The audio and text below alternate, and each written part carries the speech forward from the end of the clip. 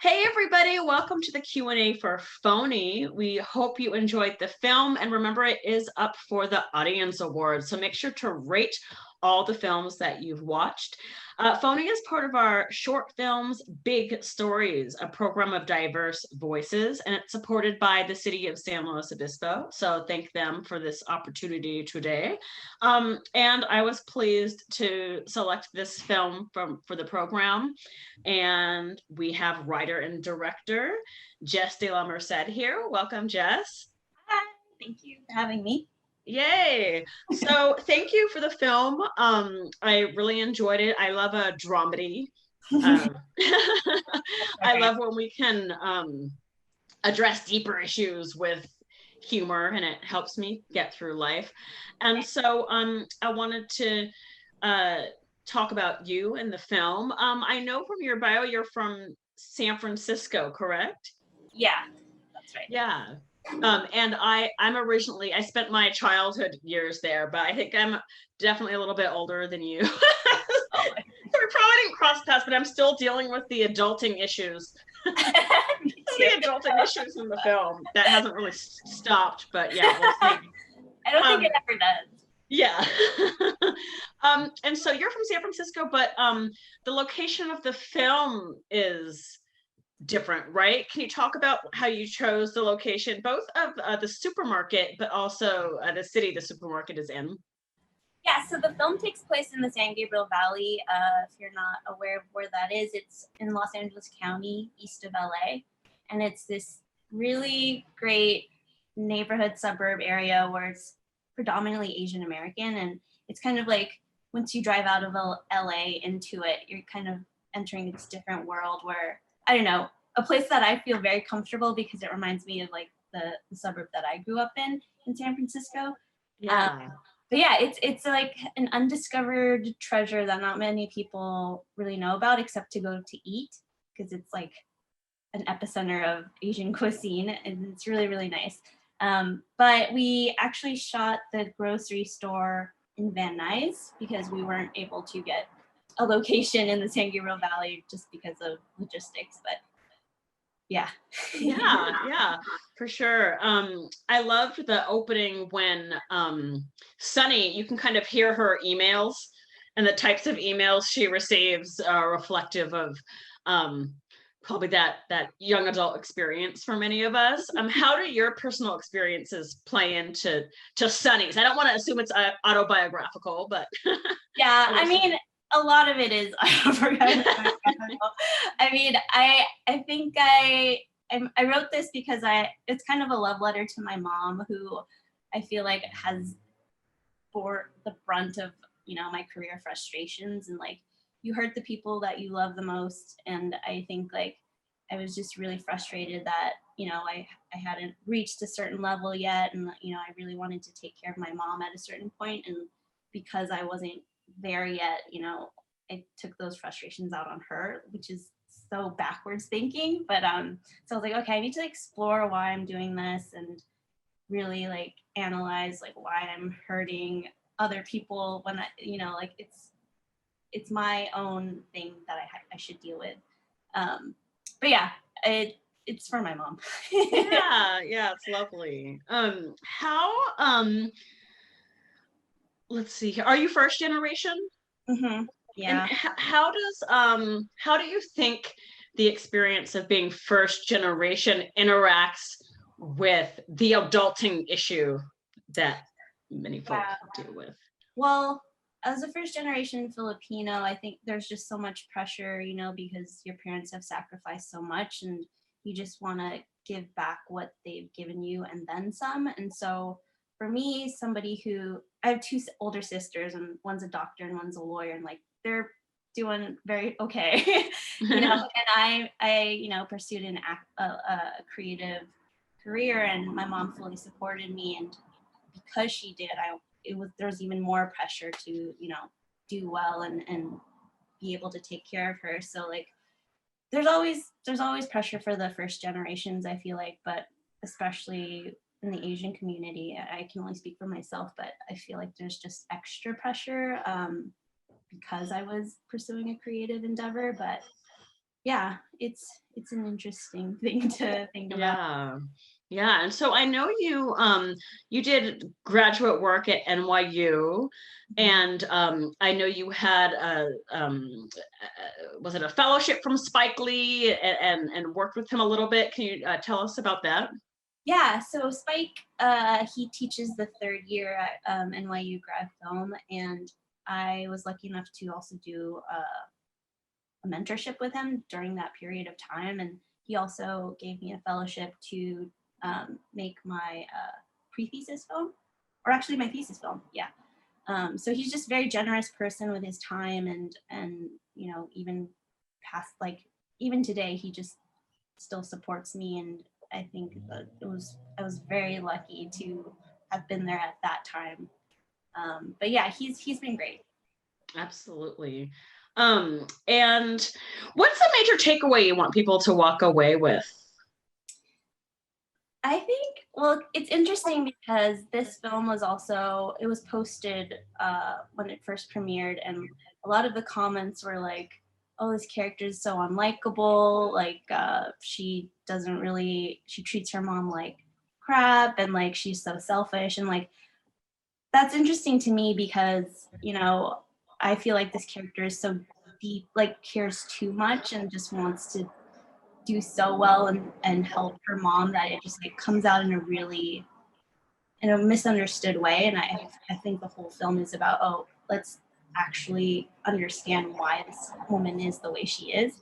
So I think my takeaway for that is, you know, uh, just hope to understand a character like this better, and also just to call your mom and not be a jerk to them. Yeah. But Yeah. yeah. What surprised you about making making Phony? Um, Surprised. Well, just on a personal level, so we only shot this in 12 hours. We only had a day to shoot, and it was overnight because we could only get them the supermarket at those hours. And I don't know, I hadn't made a film for quite some time before that, so I wasn't sure of how it was going to go, and I was also acting in it too. So I don't know. I What surprised me is that it went very well without a hitch. Having a good team is obviously important, and great producers. But yeah, I mean that surprised me that it just like it was very easy to slip back into. And yeah, sometimes like as a director, you don't get to really practice your craft as often as writers or painters. But I don't know. That just surprised me. I was like, okay, I'm proud of myself. I did this, and I think everything went well, even though we had to make some compromises with the script and had to cut some things out. But I'm just surprised it went well. I think It's a good surprise. That's the best kind to have, I think. yeah, And I know one of the executive producers, or the executive producer, Paul, is it Feig? it's Feig. Paul Feig. Pete. There's so many different Feigs and Feigs in Hollywood. Yeah, I know there's so many ways you could pronounce that. Yeah. Who also was he the director of Bridesmaids? Yeah. Yeah, yeah. Right. How Yeah. was working with him? And Oh, he's super great. So I got to make this film because he started his own company that, their whole mandate is to have women and people of color behind the camera. And he finances the shorts. So the first year that we did it, there was 5 other people. And so we all made our own shorts in a day, and he financed it. And it was just, oh, it was a great experience. Not having to pay for your for your short was a new experience for me, and I loved that. But even more so, like the support that he gave in pre-production, and then even past when it was done, like he still um, advertises my short on his like Twitter and Instagram, and he's just like really, he actually really cares, and that's quite rare, I feel like, in the industry. So very, yeah, yeah, that's awesome. You got to do yeah. that, to collaborate with him, and that he supports you. And Bridesmaids, of course, I've seen. That's one of those films I think we've all seen many times, but that touches on sort of that, where are you supposed to be at a certain age? And Yeah, I think he understood it completely, and like I don't think that feeling ever goes away. And I feel like right now everyone can relate to something like that. And so when he was giving notes on the script, he had a bunch of jokes to add and notes, because he just completely got it from the beginning. I didn't even think about that correlation, but yeah, that makes total sense. Yeah. And what's I'm reading that there might be more for Phony. Yeah. What? Oh, Yeah. I forgot to mention that. So the goal is so his company is called Powder Keg. The goal to have the shorts are supposed to be proof of concepts for a series. So we're developing Phony as a TV series that takes place in the San Gabriel Valley. And yeah, I've written the script, and then we're going to take it out soon and see what happens. But I think it's a good and like a good world to show in a TV series that hasn't really been explored yet. And yeah, I'm excited about it. So That's really exciting. Good luck with that. Thank you. And what's next? Other than that, what's next for you? Right now, the most important thing is a feature that I've been working on for some time. It's a buddy comedy with an Asian American cast, featuring Sherry Cola. She's going to be the next superstar. I love her so much. And yeah, we're gonna try to make that this year, depending on COVID. We'll see. But yeah, that's the one I'm most excited about, and it's called Dead Girl. Very cool. I'll be looking out for sure, now that I know you and know your work. So that is exciting. And lastly, what are you watching? What's some like work that's inspiring you right now, if you have time to watch things? Oh, yeah, I've been watching a bunch of stuff. I've been watching a lot of TV recently, and I just finished Dave on FX, and I think that show's really, really well written and funny.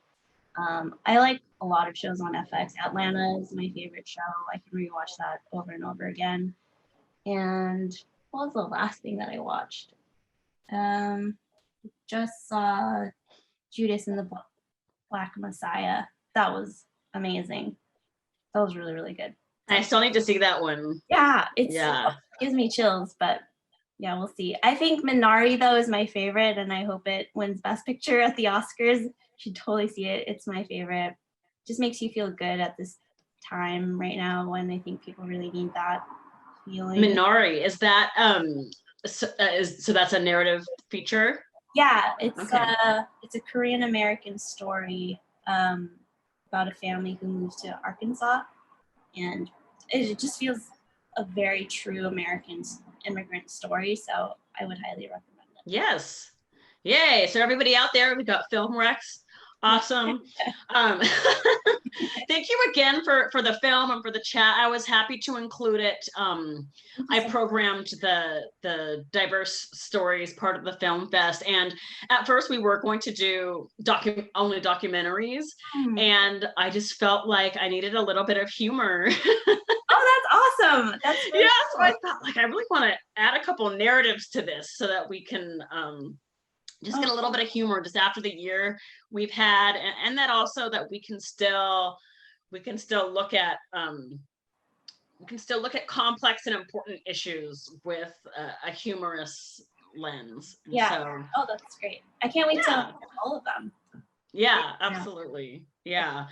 So thank you so much. And everybody out there, remember to vote for the Audience Award. And thank you again to the City of San Luis Obispo, our main sponsor for short films, big stories. And Jess, thank you so much. Thank you. Thank you for programming my film. Absolutely. Nice to meet you. Thank you. Have a good one. Bye.